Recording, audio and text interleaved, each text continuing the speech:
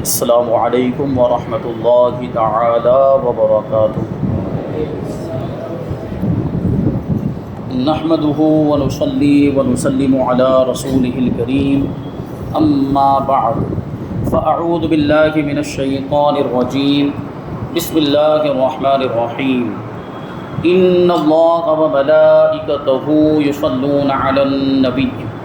یا ایھا الذین آمنوا صلوا علیہ وسلموا تسلیما۔ اللہم صل علی سیدنا ومولانا محمد معدن الجود والکرم وآلہ الکرام وابنہ الکریم وبارک وسلم صلاۃ وسلاما علیک یا رسول اللہ صلی اللہ تعالی علیہ وسلم۔ سورہ بقرہ آیت نمبر 262 کی تفسیر ہے۔ اللہ تبارک و تعالی ارشاد فرماتا ہے: الذین ينفقون اموالهم فی سبیل اللہ ثم لا یتبعون ما انفقوا منا ولا اذی لهم اجرهم عند ربهم ولا خوف علیہم ولا هم یحزنون۔ وہ لوگ جو اپنے مال اللہ کی راہ میں خرچ کرتے ہیں، پھر اپنے خرچ کرنے کے بعد نہ احسان جتاتے ہیں اور نہ تکلیف دیتے ہیں، ان کا انعام ان کے رب کے پاس ہے اور ان پر نہ کوئی خوف ہوگا اور نہ وہ غمگین ہوں گے۔ تو اس سے پہلے والی آیت کریمہ میں بھی اللہ کی راہ میں خرچ کرنے کی فضیلت بیان کی گئی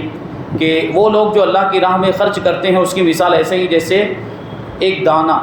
جس نے 7 بالیاں اگائی اور ہر بالی میں 100 دانے، اور اللہ تبارک و تعالیٰ جسے چاہتا ہے اس سے بھی زیادہ ثواب عطا فرماتا ہے۔ تو یہاں پر یہ بات اس آیت کریمہ میں بیان کی جا رہی ہے کہ جو اللہ کی راہ میں اپنا مال خرچ کرتے ہیں اور مال خرچ کرنے کے بعد جس پر مال خرچ کیا ہے، جس کی مدد کی ہے، اس پر احسان نہیں جتاتے اور اس کو تکلیف نہیں پہنچاتے، تو ایسے لوگوں کا اجر ان کے رب کے پاس ہے، یعنی اللہ تبارک و تعالیٰ ان کو اجر عطا فرمائے گا، ان کا اجر، ان کا ثواب محفوظ ہے، اور ان پر نہ کوئی خوف ہوگا نہ وہ غمگین ہوں گے، کیونکہ آخرت میں اپنے خرچ کیے ہوئے مال کا ثواب ذخیرے کی شکل میں ان کو ملے گا۔ شان نزول اس آیت کریمہ کا فرماتے کہ یہ آیت کریمہ حضرت عثمان غنی اور حضرت عبد الرحمن ابن عوف رضی اللہ تعالی عنہما کے حق میں نازل ہوئی۔ حضرت عثمان غنی رضی اللہ تعالی عنہ نے غزوہ تبوک کے موقع پر لشکر اسلام کے لیے 1000 اونٹ ساز و سامان کے ساتھ پیش کیے، اور حضرت عبد الرحمن ابن عوف رضی اللہ تعالی عنہ نے 4000 درہم صدقے کے طور پر بارگاہ رسالت صلی اللہ علیہ وسلم میں حاضر کیے اور عرض کیا کہ میرے پاس کل 8000 درہم تھے، ان میں سے آدھے اپنے اور اپنے اہل و عیال کے لیے رکھ لیے اور آدھے راہ خدا میں پیش کر دیے ہیں۔ تو سرکار دو جہاں صلی اللہ علیہ وسلم نے اس پر ارشاد فرمایا کہ جو تم نے دیے اور جو تم نے رکھے، اللہ تبارک و تعالیٰ دونوں میں برکت عطا فرمائے۔ تو یہ دیکھیں، یہ اللہ کی راہ میں یہ صحابہ کرام اس طریقے سے خرچ کرتے تھے، خلوص کے ساتھ اور اچھی نیت کے ساتھ، حصول ثواب کے ارادے سے وہ اللہ کی راہ میں اپنا مال خرچ کرتے تھے، تو اللہ کے رسول کی بارگاہ سے ان کو بشارتیں ملتی تھیں۔ فرماتے ہیں کہ صدقہ دینے کے بعد احسان جتلانا اور جسے صدقہ دیا اسے تکلیف دینا یہ ناجائز و گناہ ہے، ممنوع ہے، اور اس سے صدقے کا ثواب ضائع ہو جاتا ہے۔ ہم اور آپ دیکھتے ہیں کہ ہمارے معاشرے میں بہت سے ایسے لوگ ہیں جو کسی کی مدد کرتے ہیں تو پھر احسان جتاتے ہیں اور اس کا غلط فائدہ اٹھاتے ہیں اور اس کو سناتے رہتے ہیں بار بار کہ تو تو ایسی حالت میں تھا، تو تو غریب تھا، تو تو پھٹیچر تھا، میں نے تیری مدد کی، میں تجھ کو اوپر لے کر آیا، میری وجہ سے تو نے اتنی ترقی کی، وغیرہ وغیرہ۔ اس طرح جو ہے وہ احسان جتاتے ہیں اور جس کی مدد کی ہے اس کو تکلیف پہنچاتے ہیں، تو پھر مدد کرنے کا کیا فائدہ؟ جب احسان ہی جتانا اور تکلیف پہنچانا ہے تو مدد کرنے کا کوئی فائدہ نہیں، کیونکہ ایسی صورت میں اس مدد کرنے کا اور صدقہ کرنے کا ثواب جو ہے وہ ضائع ہو جاتا ہے اور ایسے شخص کو کچھ بھی نہیں ملتا۔ جیسے کہ سورہ بقرہ آیت نمبر 264 میں فرمایا کہ احسان جتلا کر اور ایذا دے کر یعنی تکلیف دے کر اپنے صدقات کو باطل نہ کرو، یعنی برباد نہ کرو۔ احسان جتلانا تو یہ ہے کہ دینے کے بعد دوسرے کے سامنے اظہار کریں کہ ہم نے تیرے ساتھ ایسے ایسے سلوک کیے، اور یوں اس کا دل میلا کریں، اور تکلیف دینا یہ ہے کہ اس کو عار دلائیں، شرم دلائیں کہ تو نادار تھا، تو مفلس تھا، مجبور تھا، نکما تھا، ہم نے تیری خبر گیری کی، اور اس طرح اس پر دباؤ ڈالیں کہ ہم نے تو تیری مدد کی، ہم مدد نہیں کرتے تو وہیں کا وہیں رہ جاتا۔ اور تو پھٹیچر کا پھٹیچر ہی رہ جاتا، ہم نے مدد کی تو ترقی پر آیا۔ اس طرح جو ہے لوگ احسان جتاتے ہیں اور اپنے صدقات کے ثواب کو ضائع کر دیتے ہیں۔ آیت نمبر 263 اللہ تبارک و تعالی ارشاد فرماتا ہے قول معروف ومغفرۃ خیر من صدقۃ یتبعها اذی واللہ غنی حلیم، کہ اچھی بات کہنا اور معاف کر دینا اس خیرات سے بہتر ہے جس کے بعد ستانا ہو، اور اللہ بے پرواہ بے نیاز اور حلم والا ہے۔ یعنی کیا مطلب ہوا؟ پہلے تو کوشش یہ ہونی چاہیے کہ اللہ کی راہ میں ہم خوب زیادہ خرچ کریں، صدقات واجبہ اور جو چیز ضروری جیسے زکوٰۃ وہ تو ادا کرنی،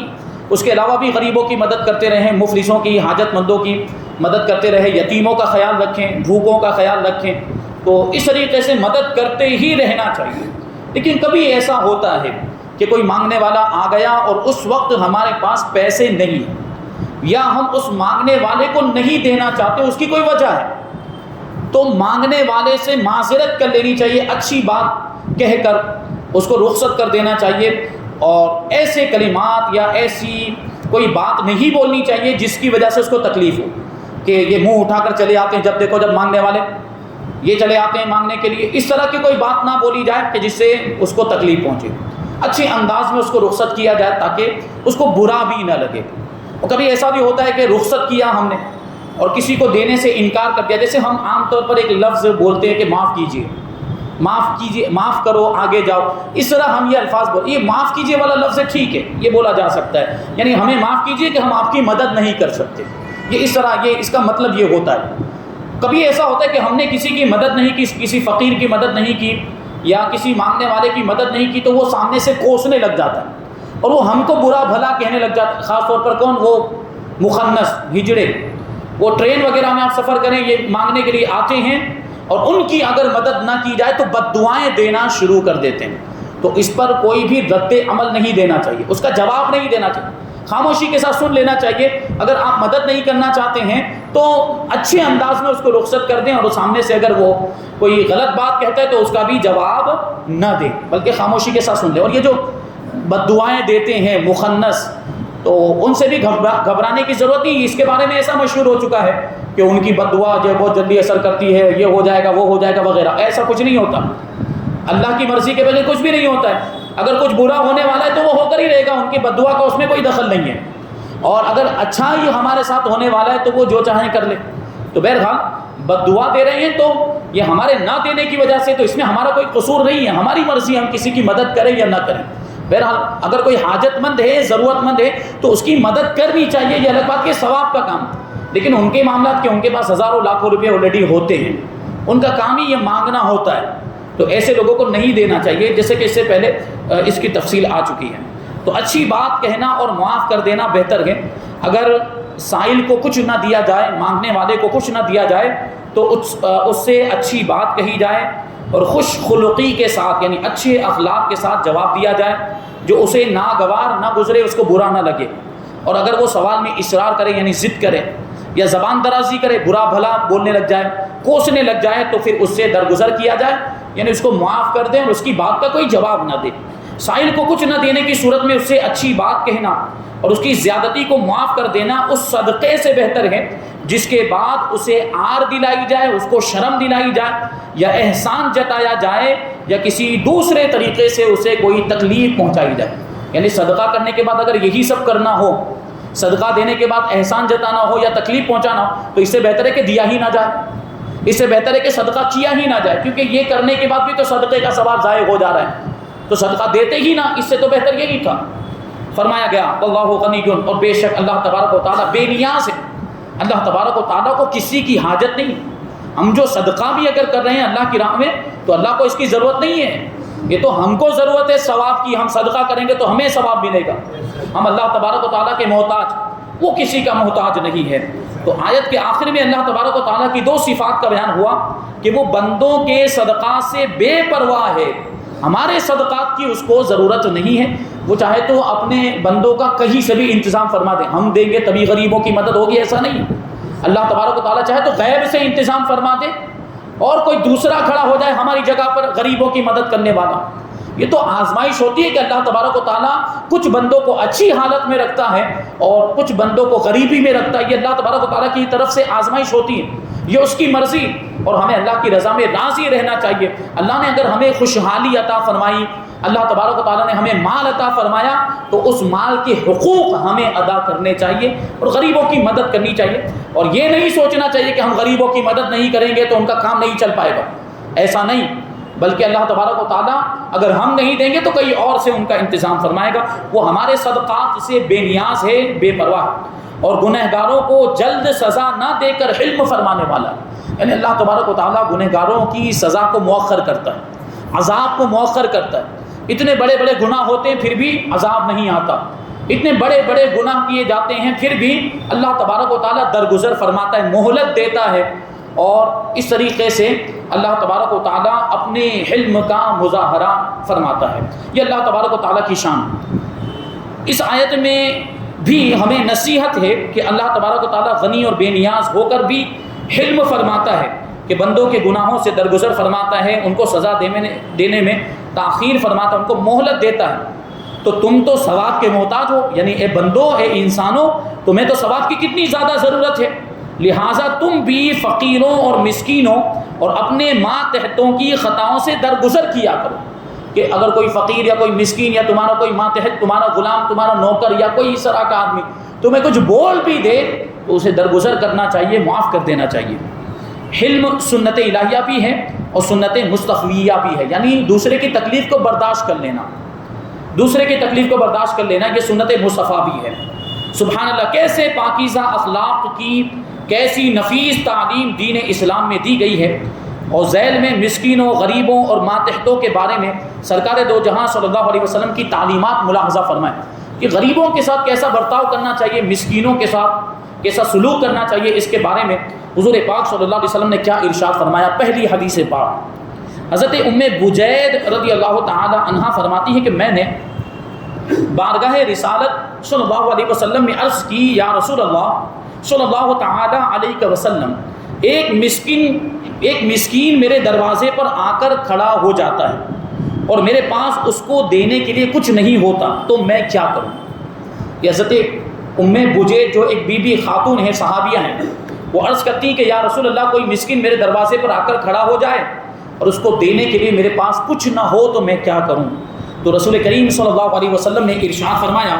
کہ اگر تیرے پاس جلے ہوئے کھر کے سوا کچھ نہ ہو تو وہی اسے دے دے. جلا ہوا کھر مطلب سمجھ رہے ہیں آپ, جانور کے پاؤں میں, بکری وغیرہ کے پاؤں میں جو نیچے جو چلنے کے لیے جو سخت والا حصہ قدرتی طور پہ ان کے جسم میں موجود ہوتا ہے, جو سخت والا حصہ, اس کو کھر کہا جاتا ہے. تو اگر گوشت نہیں ہے, اگر بکری اور جانور کا کوئی اچھا حصہ موجود نہیں ہے تو کھر ہی کیوں نہ ہو, کیونکہ کھر بہت معمولی چیز سمجھی جاتی ہے اور اس کو تو عام طور پر لوگ کھاتے بھی نہیں, پھینک دیتے. تو اگر کھر جلا ہوا کھر ہی کیوں نہ ہو, وہ بھی دے کر سائل کی مدد کی جائے. یہ نہ سوچا جائے کہ میں معمولی چیز دے رہا ہوں تو 1 روپے کے ذریعے ہی کیوں نہ ہو مدد کی جائے. لیکن آج کل تو معاملات ایسے ہو گئے کہ لیں گے تو 10 روپیہ ہی لیں گے ورنہ نہیں لیں گے. مانگنے والوں کے بھی عجب تیور ہوتے ہیں, تو پھر ایسے مانگنے والے کو رخصت ہی کر دیا جائے, بھائی معاف کر, تو آگے جا. نہیں, ہم دے رہے ہیں, مدد کر رہے ہیں, اس کے باوجود وہ شکر نہیں ادا کر رہا ہے اور اوپر سے یہ جملے بولتا ہے کہ لیں گے تو 10 روپے لیں گے ورنہ نہیں لیں گے. اس طرح کے فقیر بھی آج کل, اور یہ ایسے فقیر جو ہوتے ہیں وہ عام طور پر پیشہ ور فقیر ہوتے ہیں, پروفیشنل, انہوں نے مانگنے ہی کو دھندا بنا لیا ہوتا ہے, ایسوں کو دینا جائز نہیں. دوسری حدیث پاک, حضرت ابو مسعود رضی اللہ تعالیٰ عنہ بیان کرتے ہیں کہ وہ اپنے غلام کو مار رہے تھے. غلام نے کہا کہ میں اللہ تعالیٰ کی پناہ مانگتا ہوں اور اسے مارنا شروع کر دیا. تو غلام نے کہا کہ میں اللہ کے رسول صلی اللہ علیہ وسلم کی پناہ مانگتا ہوں, یعنی پھر سے انہوں نے ماننا. پہلے اس نے یہ کہا غلام نے کہ میں اللہ کی پناہ مانگتا ہوں, تو حضرت ابو مسعود پھر سے ماننے لگ گئے. تو غلام نے پھر کہا کہ میں اللہ کے رسول صلی اللہ علیہ وسلم کی پناہ مانگتا ہوں, تو پھر انہوں نے اسے چھوڑ دیا. نبی کریم صلی اللہ علیہ وسلم نے ارشاد فرمایا کہ خدا کی قسم, اللہ تبارک و تعالیٰ تم پر اس سے زیادہ قادر ہے جتنا تم اس پر قدرت رکھتے ہو. یعنی غلام پر اللہ تبارک و تعالیٰ نے تم کو قدرت دی ہے, غلام پر تم قادر ہو, لیکن اس سے بھی زیادہ تمہارا پروردگار تم پر قدرت رکھتا ہے. یعنی جس طرح تم اس کو سزا دے رہے ہو، مار رہے ہو، اللہ تبارک و تعالیٰ بھی تمہیں سزا دینے پر قادر ہے اور تمہیں عذاب میں مبتلا کرنے پر قادر ہے، تو اس کا خیال کرو کہ کہیں اللہ کے عذاب میں گرفتار نہ ہو جاؤ۔ تو حضرت ابو مسعود رضی اللہ تعالیٰ عنہ فرماتے ہیں کہ پھر انہوں نے اس غلام کو آزاد کر دیا، مارنا تو درکنار، اس کو آزاد ہی کر دیا۔ تیسری حدیث پاک حضرت ابو سعید خدری رضی اللہ تعالیٰ عنہ سے روایت ہے کہ نبی کریم صلی اللہ علیہ وسلم نے ارشاد فرمایا کہ جب تم میں سے کوئی اپنے خادم کو مار رہا ہو اور وہ اللہ تعالیٰ کا واسطہ دے تو اس سے اپنے ہاتھ کو اٹھا لو، یعنی اسے چھوڑ دو۔ اور نبی کریم صلی اللہ علیہ وسلم اپنے خدمت گاروں سے کیسا سلوک فرمایا کرتے تھے اس کی ایک مثال ملاحظہ فرمائیں۔ حضرت انس رضی اللہ تعالیٰ عنہ فرماتے کہ جب تاجدار رسالت صلی اللہ علیہ وسلم مدینہ منورہ میں رونق افروز ہوئے تو آپ صلی اللہ علیہ وسلم نے کوئی خادم نہیں رکھا ہوا تھا، کوئی خدمت کرنے والا نہیں تھا، تو میرے سوتیلے والد حضرت طلحہ رضی اللہ تعالیٰ عنہ نے میرا ہاتھ پکڑا، اور حضرت انس ابن مالک اس وقت بہت چھوٹے تھے، غالباً 8 سال کی عمر تھی۔ حضرت انس کہتے ہیں کہ میرے والد ماجد نے میرا ہاتھ پکڑا اور مجھے لے کر بارگاہ رسالت صلی اللہ علیہ وسلم میں حاضر ہوئے اور عرض کیا، یا رسول اللہ صلی اللہ تعالی علیہ وسلم، انس سمجھدار لڑکا ہے، یعنی سمجھدار لڑکا ہو گیا ہے، 8 سال کی عمر ہو چکی ہے، 10 سال کی عمر ہو چکی ہے، اس لیے یہ آپ کی خدمت گزاری کا شرف حاصل کرے گا، آپ اس کو اپنا خادم بنا لیں، اپنی خدمت میں رکھ لیں۔ حضرت انس رضی اللہ تعالیٰ عنہ فرماتے کہ میں نے 10 سال تک سفر و حضر میں حضور پر نور صلی اللہ علیہ وسلم کی خدمت کرنے کی سعادت حاصل کی، لیکن جو کام میں نے کیا اس کے بارے میں آپ صلی اللہ علیہ وسلم نے کبھی یہ نہیں فرمایا کہ تم نے یہ کام اس طرح کیوں نہیں کیا، اور جو کام میں نے نہیں کیا اس کے بارے میں آپ صلی اللہ علیہ وسلم نے کبھی یہ نہیں فرمایا کہ تم نے یہ کام اس طرح کیوں نہیں کیا۔ یعنی سرکار دو جہاں صلی اللہ علیہ وسلم اپنے خادموں کا بھی ایسا خیال فرماتے تھے۔ بلکہ ایک روایت ہم نے کہیں پر پڑھی کہ ایک مرتبہ حضرت انس رضی اللہ تعالیٰ عنہ سے کوئی پیالہ ٹوٹ گیا تھا، مٹی کا پیالہ ٹوٹ گیا تھا، تو حضور پاک صلی اللہ علیہ وسلم کی کوئی زوجہ محترمہ حضرت انس کو ڈانٹنے لگ گئی، تو حضور پاک صلی اللہ علیہ وسلم نے ارشاد فرمایا کہ جو پیالہ ٹوٹ گیا ہے وہ تو واپس جڑنے والا نہیں ہے، لیکن اس بچے کا دل ٹوٹ جائے گا تو اس کا کیا؟ اس لیے برا بھلا نہ کہا جائے، بچوں کو نہ ڈانٹا جائے، کیونکہ جو نقصان ہے اس کی تو بھرپائی ہونے والی نہیں، دوسرے انداز میں سمجھایا جائے، ڈانٹا نہ جائے۔ آیت نمبر 264 اللہ تبارک و تعالیٰ ارشاد فرماتا ہے، یا ایھا الذین آمنوا لا تبطلوا صدقاتکم بالمن والأذى کالذی ينفق مالہ رئاء الناس ولا یؤمن باللہ والیوم الآخر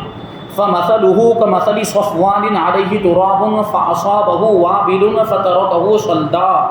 لا یقدرون علی شیء مما کسبوا واللہ لا یہدی القوم الکافرین۔ اے ایمان والو، احسان جتا کر اور تکلیف پہنچا کر اپنے صدقے برباد نہ کرو، اس شخص کی طرح جو اپنا مال لوگوں کو دکھلاوے کے لیے خرچ کرتا ہے اور اللہ اور قیامت پر ایمان نہیں لاتا، تو اس کی مثال ایسی ہے جیسے ایک چکنا پتھر ہو جس پر مٹی ہے، تو اس پر زوردار بارش پڑی جس نے اسے صاف پتھر کر چھوڑا۔ ایسے لوگ اپنے کمائے ہوئے اعمال سے کسی چیز پر قدرت نہ پائیں گے اور اللہ کافروں کو ہدایت نہیں دیتا۔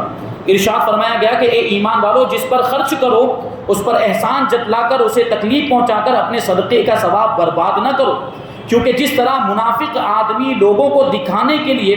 اور اپنی واہ واہ کروانے کے لیے مال خرچ کرتا ہے لیکن اس کا ثواب برباد ہو جاتا ہے، اسی طرح فقیر پر احسان جتلانے والے اور اسے تکلیف دینے والے کا ثواب بھی ضائع ہو جاتا ہے۔ اس کی مثال یوں سمجھو کہ جیسے ایک چکنا پتھر ہو جس پر مٹی پڑی ہوئی ہو، اگر اس پہ زوردار بارش ہو جائے تو وہ بالکل صاف ہو جاتا ہے، یعنی وہ مٹی بھی وہاں سے دھل جاتی ہے اور مٹی کا نام و نشان بھی اس پر باقی نہیں رہتا۔ یہی حال منافق کے عمل کا ہے کہ دیکھنے والوں کو تو معلوم ہوتا ہے کہ عمل ہے، اس نے کچھ عمل کیا، لیکن جب قیامت کا دن آئے گا تو میدان محشر میں اس کے سارے اعمال جو دنیا میں اس نے کیے ہوں گے وہ سب باطل ہو جائیں گے، سب برباد ہو جائیں گے، کسی بھی عمل کا اس کو ثواب نہیں ملے گا کیونکہ وہ رضا الہی کے لیے نہیں کیے تھے۔ یا یوں کہہ لیں کہ منافق کا دل گویا پتھر کی چٹان ہے، اس کی عبادتیں خصوصاً صدقات اور ریا کی خیراتیں، یعنی دکھاوے کے طور پر جو اس نے خیراتیں کی ہیں،